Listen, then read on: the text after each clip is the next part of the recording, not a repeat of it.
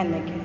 मैं परमेश्वर पिता का धन्यवाद करती हूँ कि आज उसने ये सुंदर संधि दी है कि मैं उसके वचन का प्रचार कर सकूँ, उसके वचन की सेवा आप सबों के बीच में कर सकूँ। और मैं आप लोगों के लिए कोई नई नहीं हूँ और आपके जैसी हूँ और कोई विशेष नहीं हूँ, इसलिए अगर वचन बांटने में मुझसे कोई गलती हो जाए तो मुझे क्षमा कीजिए। और इसी प्रकार मैं आपके इस कलीसिया के पासबान का और पास्टरेट कमेटी का और WFCS कमेटी का मैं धन्यवाद करती हूँ कि जिन्होंने मुझे इस योग्य समझा कि मैं यहाँ हूँ और इस वचन का प्रचार करूँ। और मुझे बताया गया था कि कलीसिया है और विमेन संडे है, और जैसे मैं आई मैं बहुत जैसे परमेश्वर के वचन में मुझे जैसा सिखाया मैंने तैयारी करी, और मैं जब अंदर आई तो पहली मेरी नज़र पड़ी सुधांशु भैया पे, और सुधांशु भैया को देख के मैंने बोला अरे फिर मैं बैठी और तब से मैं निरंतर प्रार्थना में लगी रही, क्योंकि सुधांशु भैया और रीटा भाभी हमारे लिए एज अ मेंटर रहे। शुरू से उनके सिखाए जो वचन है वो हमने पढ़े हैं और उनको हम अपना गाइड मेंटर समझ के चलते हैं। तो सबसे पहले मैं प्रार्थना करूंगी कि परमेश्वर पिता इतनी सामर्थ्य दे कि जो भी आज तक उन्होंने सिखाया पवित्र आत्मा की अगुवाई से मैं उसे ठीक से आपके सामने प्रस्तुत कर सकूं। आइए हम प्रार्थना में जाएंगे। स्वर्गीय आशीष उंडेल, स्वर्गीय आशीष उंडेल, स्वर को तू खोल हाथ अपना बढ़ा, स्वर्गीय आशीष उंडेल। यीशु मेरे दिल में आ, यीशु मेरे दिल में आ, यीशु मेरे दिल में आ, यीशु मेरे दिल में आ। खोलता हूँ द्वार करता इकरार, यीशु मेरे दिल में आ, यीशु मेरे दिल में आ। धन्यवाद धन्यवाद धन्यवाद करते हैं सर्वशक्तिमान महान पिता परमेश्वर इस सुंदर समय के लिए प्रभु जी, ये जो अवसर आपने दिया है प्रभु जी आपकी सेवा करने का, प्रभु जी मैं आपका धन्यवाद करती हूँ प्रभु जी। और पिता परमेश्वर मैं अपने आप को खाली और शून्य करती हूँ प्रभु जी। मैं पवित्र आत्मा को इन्वाइट करती हूँ अपने अंदर प्रभु जी, मैं नहीं परंतु आपकी आत्मा मुझ पर होकर बोले प्रभु जी। जो भी आत्मा ने सिखाया है प्रभु जी मैं आपके प्रियजनों के सामने प्रभु जी उसे अच्छी तरह से प्रस्तुत करने वाली हूँ प्रभु जी, और ये जो वचन है प्रभु जी उनके हृदय में प्रवेश करने वाला। इस छोटी सी विनती को मैं अपने मुक्तिदाता यीशु नासरी के नाम से मांगती हूँ, सुनिए और ग्रहण कीजिए। आमीन। और आज का जो हमारा संडे है जो WFCS की तरफ से है जो मनाया जा रहा है विमेन संडे, और हु आर विमेन, हम क्या हैं। मैंने इस टॉपिक आज का जो टॉपिक लिया है role of women in house and role of women in church, हमारी घर में क्या भूमिका है और हमारी कलीसिया के लिए क्या भूमिका है। ऐसे दो स्त्रियों को मैंने चुना है, और जो हमारी घर में जो भूमिका है we are the source of joy at our home, हम अपने घर में एक खुशी का स्रोत हैं, हम अपने घर के लिए एक आनंद का दरिया हैं, है ना। तो इसी तरह और ऐसी ही एक महिला जिसके नाम का अर्थ ही क्या है, आनंद का दरिया। बेटा इसको थोड़ा सा यस थैंक यू। तो ऐसी एक महिला के बारे में हम आज सीखेंगे जिसके नाम का अर्थ है सोर्स ऑफ जॉय, आनंद का दरिया। और इस महिला जो हिब्रू में इसका अर्थ है एबिगेल। एबिगेल एक स्त्री थी जो एक बुद्धिमान और रूपवती स्त्री थी, और एबिगेल हमें मिलती है पहला शमूएल उसका 25वां अध्याय। उसका 25वां अध्याय, कहानी बहुत बड़ी है, मैं शॉर्ट में आपने सुन चुके हैं इस कहानी को, लेकिन मैं एक शॉर्ट में स्टोरी को बोलूँगी और साथ में जो की वर्सेस है उनको मैं हाईलाइट करती जाऊँगी। माओन में एक पुरुष था, वो बहुत धनी परंतु कठोर मनुष्य था, उसका नाम नाबाल था। माओन नाम के देश में एक पुरुष था, वो बहुत धनी था और उसके साथ क्या था, कठोर मनुष्य था, उसका नाम नाबाल था। और नाबाल नाम का अर्थ होता है मूर्ख, फूलिश, और उस पुरुष का नाम था नाबाल। नाबाल की पत्नी अबिगैल थी जो बुद्धिमान और रूपवती होती है। पत्नियां हमेशा बुद्धिमान और रूपवती होती हैं, है ना। तो नाबाल की पत्नी अबीगैल थी जो बुद्धिमान और रूपवती थी। और ये उन दिनों की घटना है जब दाऊद जंगल में शाऊल राजा से बचकर, जब दाऊद जंगल में घूम रहा था और उसके साथ करीब उसके 600 साथी थे। और जब दाऊद जंगल में था, उसी जंगल में नाबाल एक धनी व्यक्ति था। और उस समय जो धन की व्याख्या होती थी वो नंबर ऑफ, आपके पास कितने फ्लॉक्स है, आपके पास कितनी भेड़ है, कितनी बकरियां है, इससे धन की व्याख्या उस समय में की जाती थी। तो नाबाल के पास 3000 भेड़ और 1000 बकरियां थी, है ना। और इसकी जो इसके जो चरवाहे थे वो जंगल में भेड़ बकरियों को चराते थे। और आप इमेजिन कर सकते हैं कि 3000 भेड़ और 1000 बकरियों की रखवाली करना कितना कठिन है। जंगल में जानवर होंगे या पड़ोसी देश के लोग होंगे जो इन्हें चुराना चाहते हो। तो इनकी जो रखवाली कौन करता था, इनकी रखवाली में मदद दाऊद और उसके जो साथी थे, जो 600 साथी जंगल में दाऊद के थे, वो उनको किसी ने कहा नहीं था, दाऊद को किसी ने इस काम के लिए नियुक्त नहीं किया था। लेकिन दाऊद ने वॉलंटरीली क्या किया था, उसके मन में विचार आया कि मैं नाबाल की जो भेड़ और बकरियां हैं उनकी मैं क्या करूं, रक्षा करूं। और जब समय आया ऊन कतरने का समय आया। ऊन कतरने का समय is a time of Joy, is a time of celebration, जैसे जो हम हार्वेस्ट बोलते हैं जिस चीज़ को, है ना। जब वो समय आया और नाबाल अपनी भेड़ों का ऊन कतर रहा था, तब दाऊद ने अपने लोगों को नाबाल के पास भेजा, अपने 10 सेवकों को नाबाल के पास भेजा। और वो नाबाल से, उसने अपने सेवकों से कहा कि आप जाइए, नाबाल को बताइए कि मैंने क्या किया, जंगल में आपकी भेड़ बकरियों की रखवाली करिए, तो जो भी आपको अच्छा लगे धन्यवाद के रूप में आप मुझे दीजिए, है ना। जैसे जंगल में परमेश्वर ने क्या की थी, इजराइलियों की रखवाली की थी। और परमेश्वर क्या चाहते थे उनसे, सिर्फ उनके धन्यवाद रूपी बलिदान को चाहते थे। तो और उसके साथ दाऊद ने कहा, आप निकाल लीजिए 1 शमूएल 25वां अध्याय और उसका 6वां वचन। 1 शमूएल 25वां अध्याय और उसका 6वां वचन। ये दाऊद ने नाबाल को आशीर्वाद दिया और उससे यूं कहा, तू चिरंजीव रहे, तेरा कल्याण हो और तेरा घराना कल्याण से रहे, और जो कुछ तेरा है वह कल्याण से रहे। ये दाऊद ने नाबाल के लिए आशीर्वाद भेजा। क्या कहा, तू चिरंजीव रहे, तेरा कल्याण हो और तेरा घराना कल्याण से रहे, और जो कुछ तेरा है वह कल्याण से रहे। आज मैं चाहूँगी आप जितने बैठे हैं, आप अपने पड़ोसी से कहें कि मैं परमेश्वर से प्रार्थना करता हूँ। आप अपने पड़ोसी की तरफ देखिए और जब मैं इस वचन को बोलती हूँ आप मेरे पीछे रिपीट कीजिए। हो सकता है परमेश्वर ने आज आपके पड़ोस में एक ऐसे व्यक्ति को बिठाया है जिसके आपके द्वारा परमेश्वर उसे क्या करना चाहते हैं, आशीषित कर। तो आप कहिए अपने पड़ोसी की ओर देखिए और मुस्कुरा के देखिए ज़रा, और उनसे कहिए, मैं परमेश्वर से प्रार्थना करता हूँ तू चिरंजीव रहे, तेरा कल्याण हो और तेरा घराना कल्याण से रहे, और जो कुछ तेरा है वो कल्याण से रहे। और ऐसी आशीष परमेश्वर पिता ने किसको दी थी, अब्राहम को दी थी, है ना। हम निकाल लेंगे उत्पत्ति 12 और उसका दूसरा अध्याय, उत्पत्ति 12 और उसका दूसरा पद। ऐसी ही आशीष परमेश्वर पिता ने अब्राहम को दी थी। और परमेश्वर ने अब्राहम से कहा, और मैं तुझसे एक बड़ी जाति बनाऊंगा और तुझे आशीष दूंगा और तेरा नाम महान करूंगा और तू आशीष का मूल स्रोत। जब परमेश्वर हमें चुनते हैं, परमेश्वर हमें चुनते हैं तो उनके मन में हमारे लिए क्या रहती है, बड़ी योजनाएं रहती है, प्लानिंग्स रहती है, ब्लेसिंग रहती है। और चुनने के समय वो हमसे क्या कहते हैं, मैं तुझसे एक बड़ी जाति बनाऊंगा, तुझे आशीष दूंगा और तेरा नाम महान करूंगा और तू आशीष का मूल स्रोत होगा। इसके बदले में हमें क्या करना?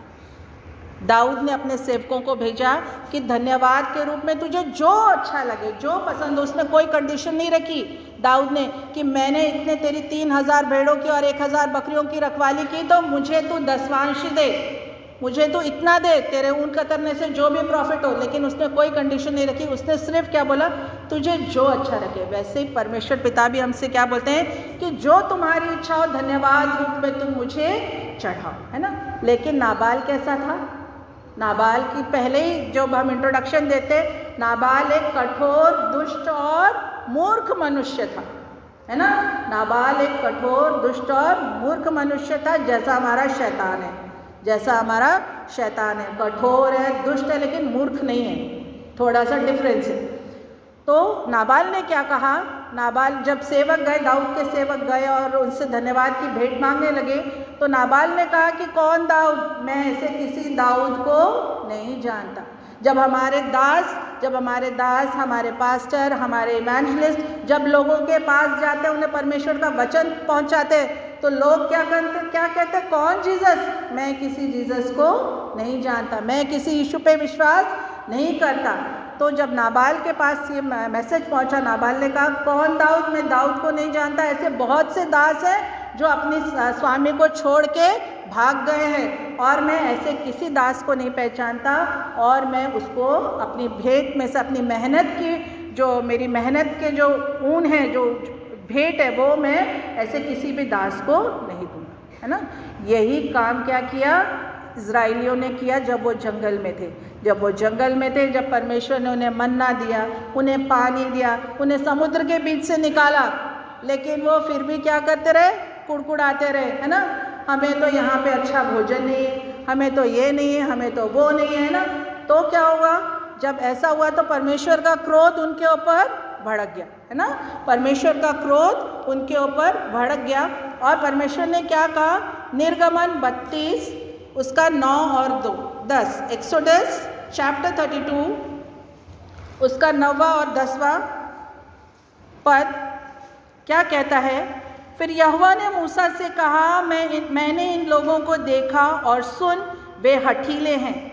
अब मुझे मत रोक, मेरा कोप उन पर भड़क उठा है, जिससे मैं उन्हें भस्म करूँगा, परंतु तुझसे एक बड़ी जाति बना। परमेश्वर पिता ने क्या कहा कि अब मूसा को क्या कहा, अब मुझे मत रोक, मैं इन्हें क्या कर दूंगा, भस्म कर दूंगा, इस जाति का नाश कर दूंगा, है ना।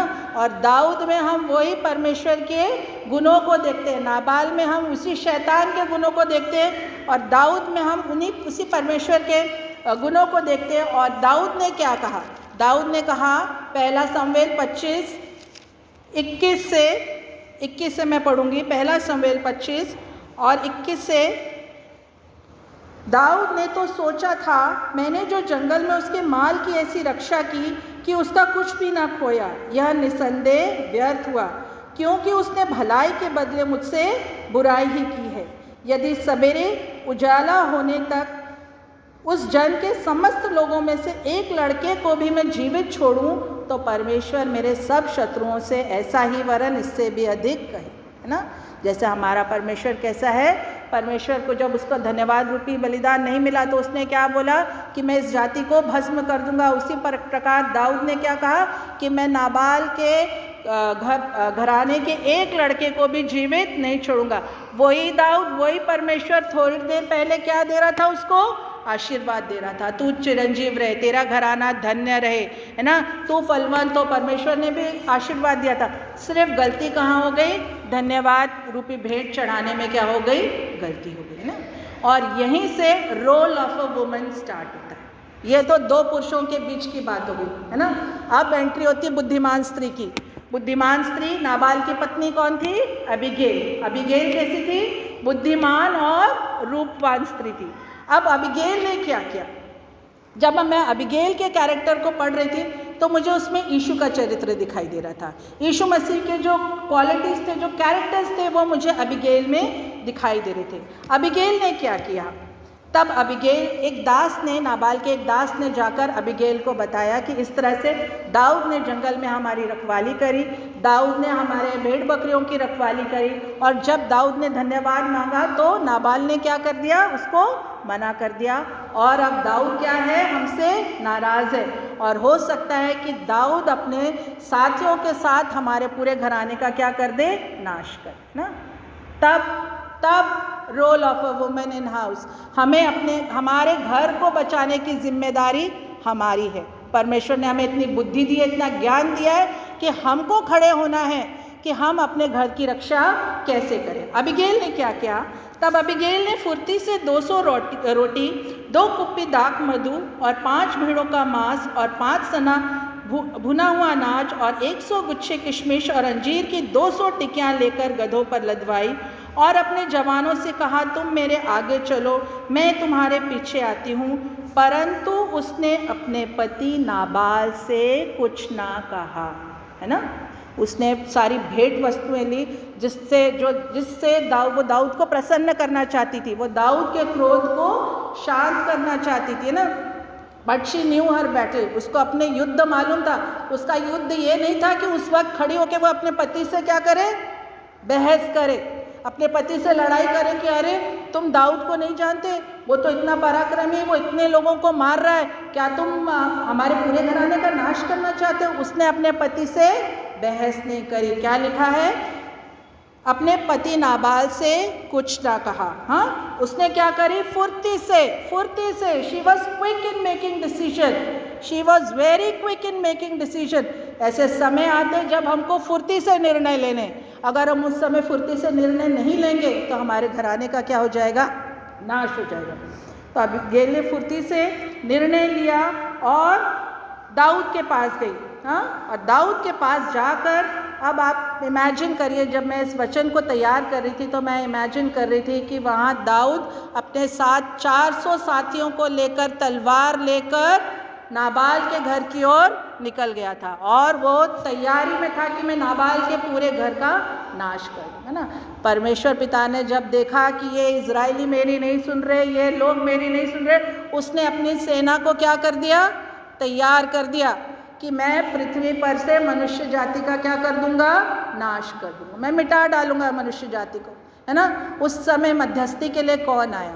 यीशु मसीह। उस समय कौन आया मध्यस्थी के लिए? यीशु मसीह। यीशु मसीह ने सारे गुनाह अपने ऊपर ले लिए, क्रूस पर अपना बलिदान किया, अपने लहू के कटोरे को, धन्यवाद रूपी लहू के कटोरे को उठा के वो परमेश्वर पिता के पास गए और क्या कहा उसने? कि इन्हें क्षमा कर, मैं इनके अपराध अपने सिर पर लेता हूँ।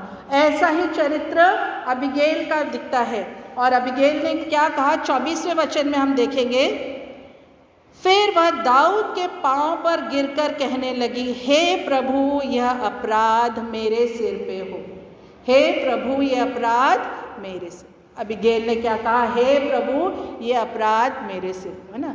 आज हम जो माएँ हैं, है ना, हमारे घरों में हमको हमारे घर के लिए क्या बनना है? सोर्स ऑफ जॉय, है ना, खुशी का जरिया बनना है हमको हमारे घर के लिए। हाँ, बहुत बार होता है हमारे घरों में जो छोटे मोटे कारणों से कभी कभी क्या होता है, डैडी गुस्सा हो जाते हैं बच्चों से, है ना।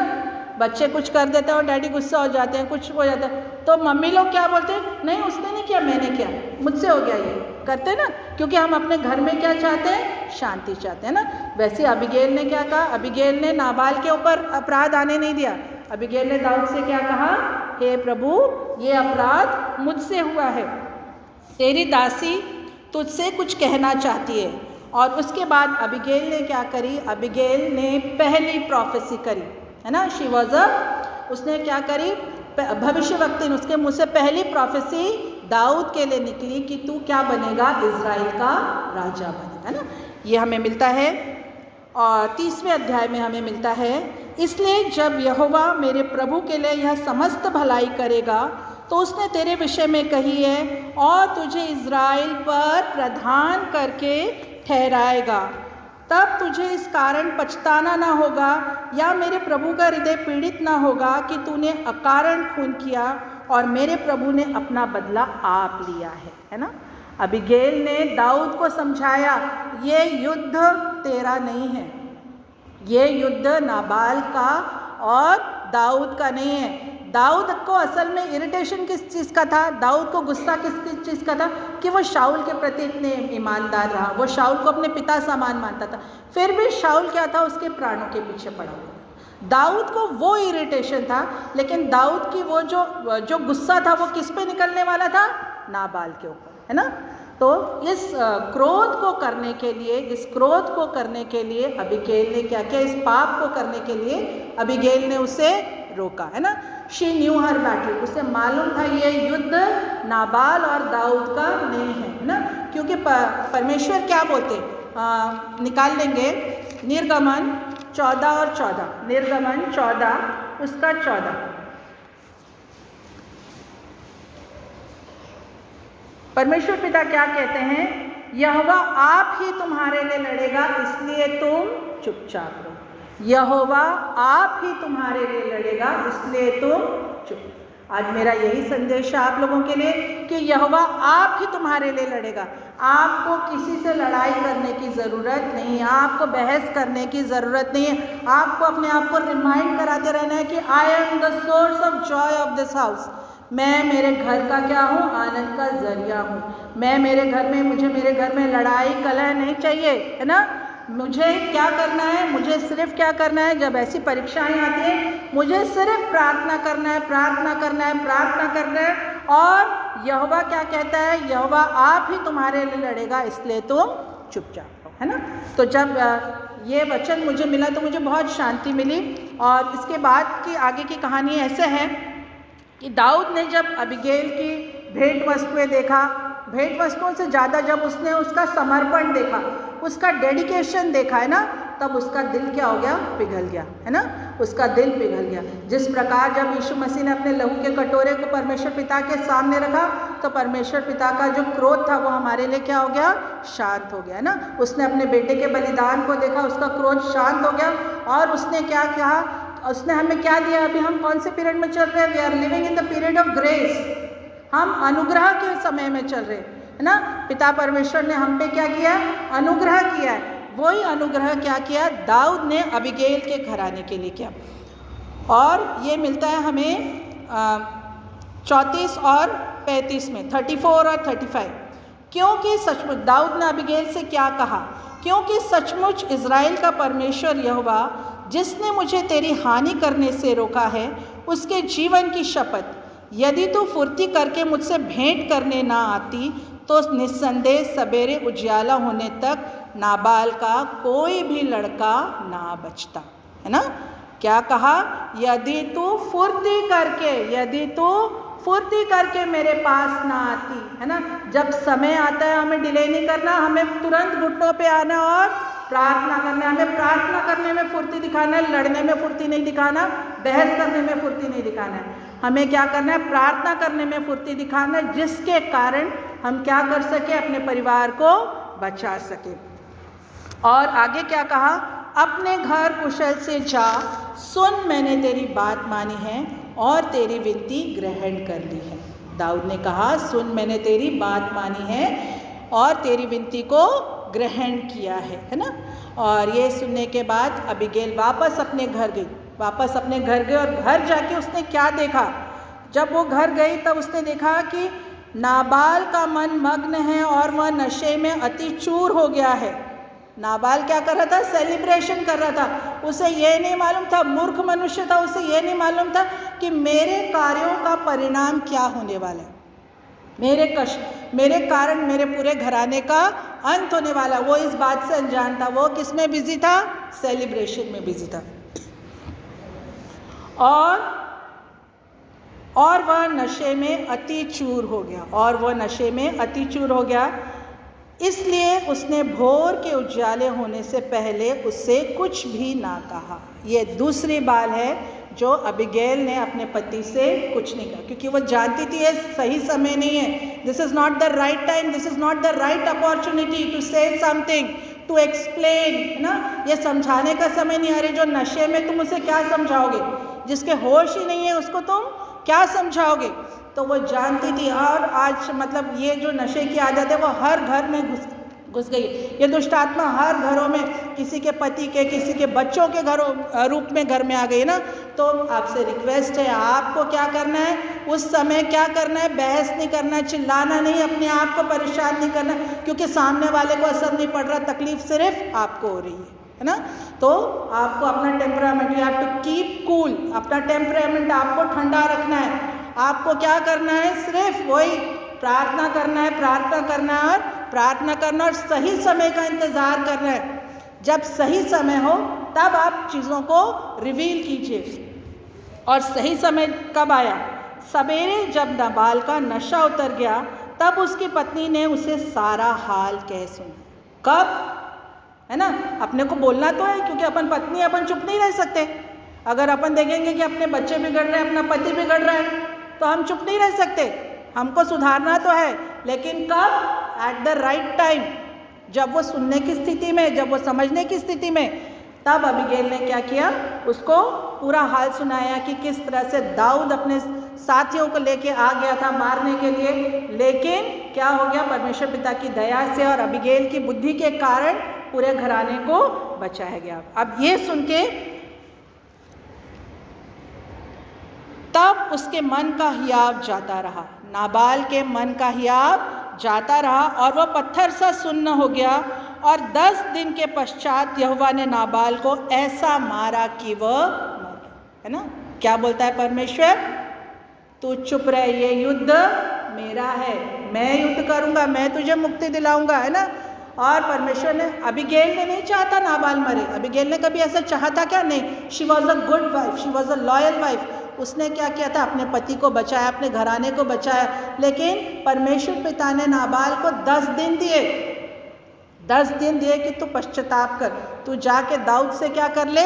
संधि कर ले। लेकिन नाबाल ने ऐसा कुछ नहीं किया, नाबाल ने ऐसा कुछ नहीं किया। वैसे ही परमेश्वर पिता हमको भी समय दे रहे हैं, हमें भी समय दे रहे हैं कि हम अपने पापों का पश्चाताप करें। हमारा जिनसे मन मुटाव है हम उनसे क्या कर ले? माफ़ी मांग ले। लेकिन शायद हम भी अपने कार्यों में क्या है? कमज़ोर पड़ रहे ना। तो परमेश्वर पिता ने क्या किया? नाबाल को 10 दिन का समय दिया, 10 दिन का समय दिया, जो अनुग्रह का समय अभी हमें मिला हुआ है। हमें तो मतलब वी शुड थैंक गॉड कि 10 दिन का नहीं है ना। हम ऐसा प्रार्थना करेंगे कि ये समय कभी भी ख़त्म ना हो, यह अनुग्रह का समय हमारे पे सदा बना रहे। है ना। तो जब ऐसी प्रार्थना जब उसने करी तब क्या हो गया? नाबाल को परमेश्वर ने ऐसा मारा 10 दिन के बाद कि नाबाल मर गया। है ना, नाबाल मर गया। अब यहाँ से जब दाऊद ने सुना, Dawood was also a very good charactered man. है ना, एक ही बार गलती किया था दाऊद ने, लेकिन असल में वो क्या था? परमेश्वर के भय में चलने वाला व्यक्ति था।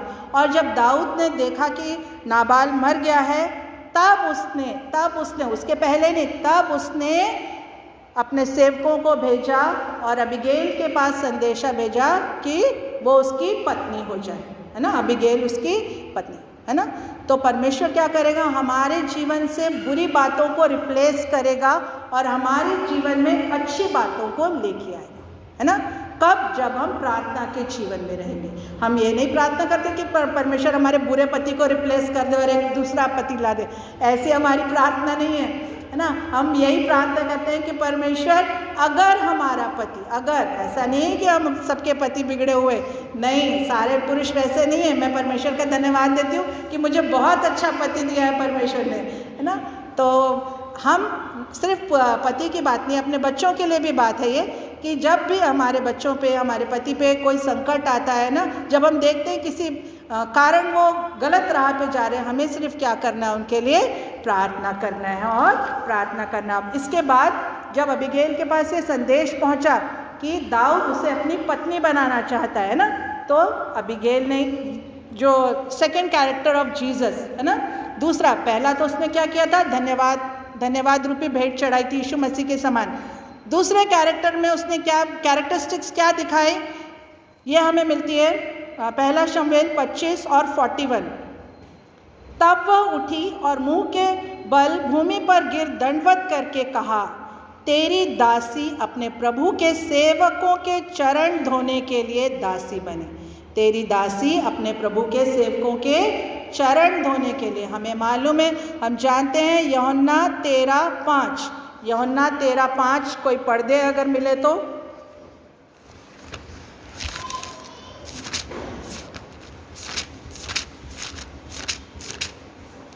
यूहन्ना उसका 13वां अध्याय उसका 5वां वचन।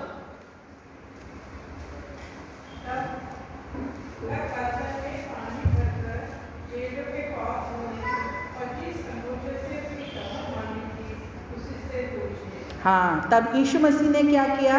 यीशु मसीह ने आखिरी समय जो था उसका, उसने चेलों को क्या सिखाया? बी हम्बल, नम्र बनो, नम्र बनो। उसने क्या किया? अपने चेलों के पैर धोए। और अबीगैल के जीवन में भी मैं इसी चीज़ों को देखती हूँ। अबीगैल ने क्या कहा? प्रभु के सेवकों के चरण धोने के लिए मैं क्या बनूँ? दासी बनूँ। ये दूसरा कैरेक्टर था अबीगैल का। और उसी के आगे 42 जब वचन मैंने पढ़ा, जब मैं ये अबीगैल की कहानी जब मैं पढ़ रही थी, करीब मैंने 3 बार इस अध्याय को पढ़ा और तीनों बार मुझे अलग अलग रेवलेशन हुआ। इस 3 अध्याय में मुझे तीनों बार अलग अलग। जब मैंने पहली बार जब इस अध्याय को पढ़ा तो मैंने सोचा इसको एक टॉपिक को नाम देती हूँ कि अपने युद्ध को कैसे लड़ा जाए, how to fight your battles, है ना। अपने युद्ध को कैसे लड़ा जाए। युद्ध लड़ने के लिए हमको चीखने पुकारने और लड़ाई झगड़ा करने की ज़रूरत नहीं है ना। बाइबल क्या सब सिखाती है? तुम चुपचाप रहो, युद्ध मैं लड़ूंगा। तुम सिर्फ क्या बनाए रखो? शांति बनाए रखो। तुम सिर्फ प्रार्थना में लगो। पहले मैंने ये टॉपिक लिया। दूसरी बार जब मैंने इसको पढ़ा तब मुझे उसमें वर्ड मिला फुर्ती कर, फुर्ती कर, फुर्ती कर। Be quick in action, be wise in action, act smart, है ना। फुर्ती कर, तब तू और तेरा घराना क्या किया जाएगा? बचाया जाएगा। दूसरी बार मुझे, तीसरी बार, पहले 2 बार तो मैंने जब इस टॉपिक को चुना तो मेरा उद्देश्य था कि समथिंग न्यू, है ना। क्योंकि हम हन्ना की स्टोरी बहुत बार सुन चुके, हम रूथ की स्टोरी बहुत बार सुन चुके, हम एस्तर की स्टोरी बहुत बार सुन चुके, लेकिन मैंने एबीगेल को ज़्यादा बार नहीं सुना, है ना। तो पहले मैंने इसको एक एंटरटेनमेंट के रूप में लिया। मैंने कहा नहीं, अब मैं मेथोडिस्ट जा रही हूँ तो लोगों को बोर नहीं होना चाहिए, तो कुछ नया बोलना चाहिए। तो मैंने उसको एज ए एंटरटेनमेंट लिया कि भाई मैं कुछ रोचक बताऊं कि लोगों को अच्छा लगे सुन के, कहानी के रूप में। 2 बार मैंने, लेकिन तीसरे बार परमेश्वर का प्रकाशन आया कि नहीं, तू इसको ऐसे बता कि नाबाल को कैसे दिखा? शैतान के रूप में, दाऊद को यहोवा परमेश्वर और एबीगैल को यीशु मसीह के रूप में तुम क्या करो? उसको दर्शित करो। और ये कब मैंने जाना? जब मैंने वर्ष 42 पढ़ा, पहला शमूएल 25वां अध्याय और उसका 42। तब अबीगैल फुर्ती से उठी, ये तीसरी बार शब्द आया फुर्ती। तब अबीगैल फुर्ती से उठी और गधे पर चढ़ी और उसकी 5 सहेलियां उसके पीछे हो ली। और उसकी कितनी सहेलियां? 5 सहेलियां। 5 सहेलियों से आपको कुछ याद आ रहा है? जब दूल्हा आने वाला था, कितनी कुंवारियां तैयारी कर रही थी? 10 कुंवारियां तैयारी कर रही थी, लेकिन दूल्हे के साथ कितनी गई? 5 गई, है ना।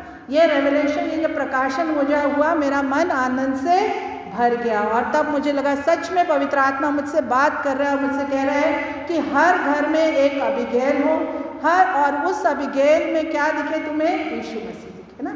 तभी तुम्हारा घराना क्या किया जाएगा? बचा दिया जाएगा। तो this is the role of women in house.